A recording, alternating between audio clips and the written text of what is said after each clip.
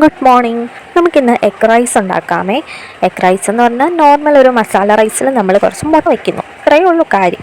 അപ്പോൾ നമ്മൾ ആദ്യമേ വെളിച്ചെണ്ണ ഒഴിച്ച് കുറച്ച് നെയ്യും കൂടെ ഒഴിച്ച് അതിൻ്റെ കൂടെ നമ്മൾ കടുക് പൊട്ടിച്ചെടുക്കുന്നുണ്ട്. പിന്നെ അതിലേക്ക് നമ്മൾ ആവശ്യത്തിന് സവാള, തക്കാളി, പിന്നെ മുളക്, ക്യാപ്സിക്കം, കുറച്ച് മല്ലിയില, ഇത് ഇത്രയിട്ട് വഴറ്റിയെടുക്കുന്നുണ്ട്. പിന്നെ നമ്മൾ കുറച്ച് ക്യാരറ്റും ബീൻസും കൂടെ അരിഞ്ഞ് വേവിക്കാനായിട്ട് വെച്ചിട്ടുണ്ട്.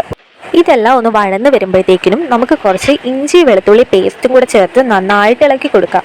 നല്ലപോലെ ഇളക്കി കൊടുക്കണം, അടിയിലൊന്നും പിടിക്കരുത് എന്നും പറഞ്ഞ് ഒരുപാട് എണ്ണയും ഒഴിച്ച് കൊടുക്കരുത്. പിന്നെ നമുക്കിതിലേക്ക് കുറച്ച് തൈര്, കുറച്ച് ഗരം മസാലപ്പൊടി, കുറച്ച് കുരുമുളക് പൊടി, ഒരല്പം മുളക് പൊടി എന്നിവ ചേർക്കാം. എല്ലാം ആവശ്യത്തിന് ചേർത്താൽ മതി. അതിനുശേഷം നമുക്ക് മുട്ട ഇതിലേക്ക് വെച്ച് കൊടുക്കാമേ. അപ്പോൾ മുട്ട വെക്കുമ്പോൾ നിങ്ങൾക്ക് വേണമെന്നുണ്ടെങ്കിൽ മുട്ട പൊട്ടിച്ചൊഴിക്കാം, അതാവുമ്പോൾ കുറച്ചും കൂടി ടേസ്റ്റി ആയിരിക്കും. പിന്നെ അതിനുശേഷം അതിന് മുകളിലേക്ക് നമ്മൾ പകുതി വേവിച്ച് വെച്ച് നമ്മുടെ ബസ്മതി റൈസ് ഇട്ട് കൊടുക്കാമേ.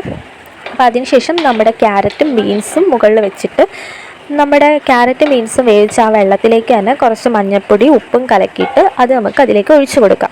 ഏകദേശം 1 ഗ്ലാസ് വെള്ളമാണ് ഞാൻ ഒഴിച്ചു കൊടുത്തിട്ടുള്ളത്. ഇവിടെ 1 നാഴി അരിയാണ് എടുത്തേക്കുന്നത്.